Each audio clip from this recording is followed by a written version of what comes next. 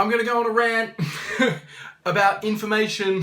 It's kind of the only thing worth talking about, isn't it? And I've got a coffee, so this will be interesting. Anyway, I was asked a question by my favorite living artist, I think, John Francis Gerard, over email. And John was just thinking through the nature of information and how information is perceived, right? So obviously that constitutes the whole of our experience, and it's an especially important topic in art. What is information? And what does it look like? What does it sound like? What does it feel like? All these sort of questions about how information is accessed, is absorbed, is utilized. All these ways that our experience is constituted by this stuff called information. And I had a little bit of a reaction to it because this is antithetical to the way that I think about information. Information, in my mind, which is kind of the only place where information exists, is not a thing. Information is not stuff. Information is a process. And interestingly, I obsess over etymology, and this is made really obvious in the word itself. In-forma is Latin for literally the taking of form, or formation. In-form-ation is the process by which form takes on its place. It's deeply tied to theory of forms. It's deeply tied to that classical Platonic type ideal regarding the nature of form. But in-form-ation is really how things take shape. Now, we've come to consider the term as if shapes make themselves obvious, as if that stuff is somehow educational in and of its own right. It's not. It can't be. That's impossible. I suppose what I find myself writing a lot about these days is what I consider a really deep and problematic misperception of information and of the world as a whole, as if things spoke for themselves. They don't, except in one very specific circumstance, which I wrote an answer about recently. What is the eternal definition of truth? Well, that definition is I am. Okay? When I say that, am I referring to me? Not exactly. The definition of truth is something which is self-evident. Now, I've just been saying that such a thing doesn't exist. Such a thing doesn't exist in a way that is communicable such that it is invariant. What I mean to say by that is when I say I am, that statement applies to nothing else. It's a pure tautology. It refers to itself. So ironically, when we say I am, that statement does not contain the object that creates it. Just as no name is the thing that is named by it. This is an old thought. It's sort of derived from Taoism, amongst other sources. The name above all names describes the description of descriptions. It describes the ultimate arbiter. Stathis Papapanio, another nice Quora colleague of mine, was having a discussion with another friend about this, especially moral arbitration. Having a God, doesn't that really just separate the problem of truth and the problem of morality just by another step? It just means that it's still arbitrary, but it depends on another arbiter. Well, yes. That's exactly how it works.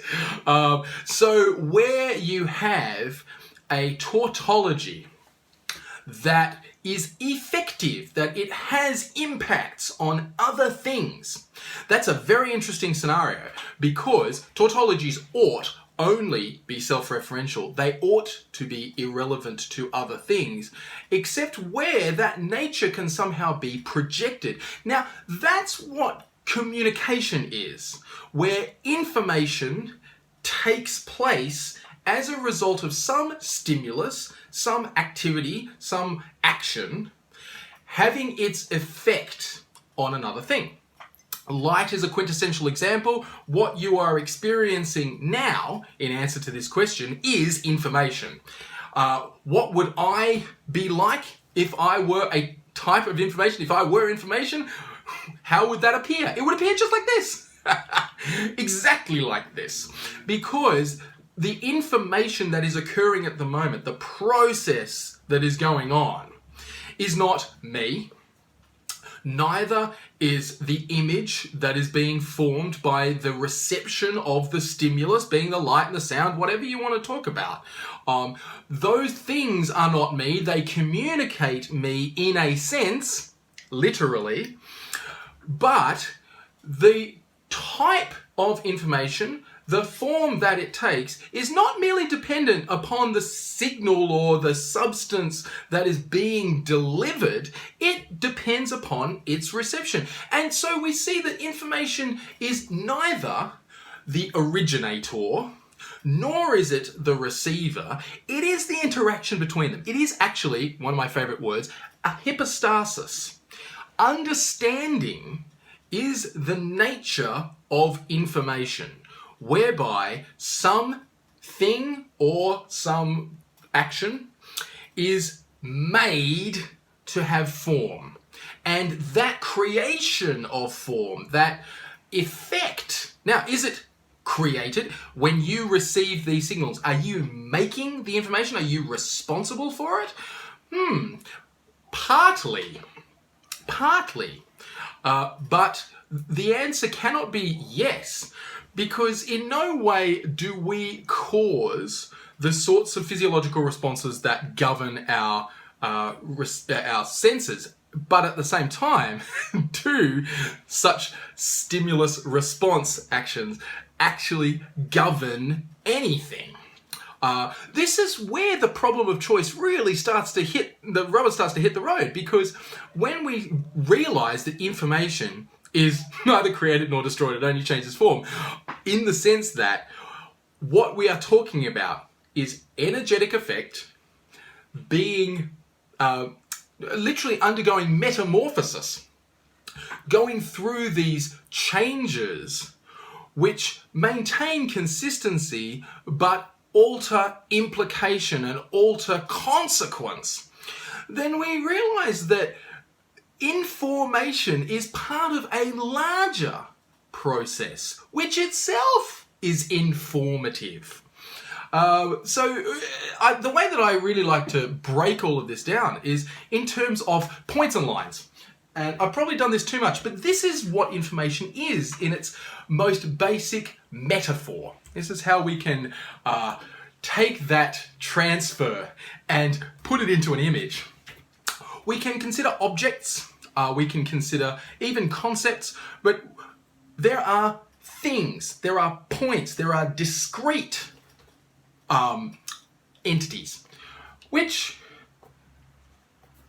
before they are pointed out, actually don't exist in any sense. And I mean that quite literally. They do not exist in any sense.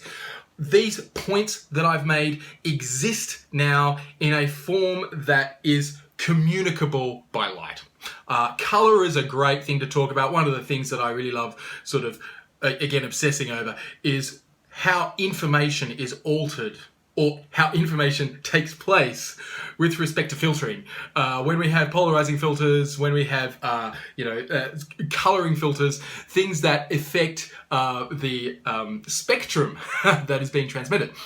That there is the sort of process that I'm talking about as informative. That is information occurring at the point at which there is an interaction between energies. Energy in the form of matter and energy in the form of radiation. But if we think about points as data, then these are non-evident. These don't exist in any way until we are enlightened regarding them.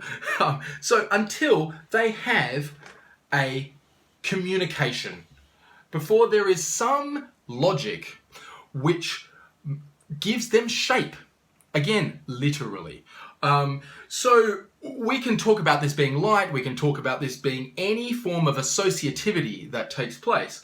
But the critical point, and something that Joscha Bach makes really nicely when in his sort of discussions of AI, is that data can be connected differently. We can have different logics that have different functions that produce different information. Statistics is a wonderful example of how this can be made practical.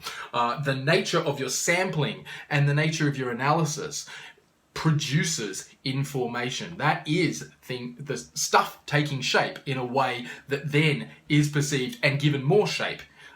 So we could make different connections in different forms. We could have all these ways of producing a constellation. And this, of course, is what we actually see in the stars.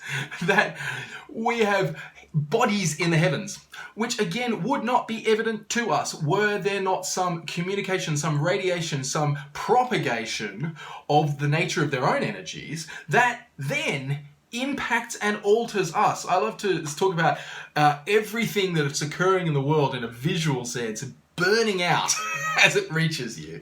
That energy is again translated into the functions of our retinae.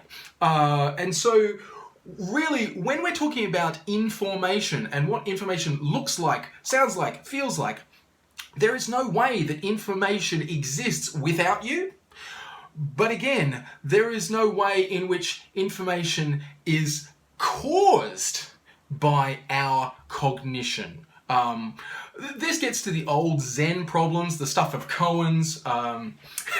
When a tree falls in a forest that's empty, does it make a sound? Well, if it were really empty, then no one would know that there's a forest there. All the koans involve this trick of dividing by zero, in that there is an observation taking place apparently in the absence of an observer.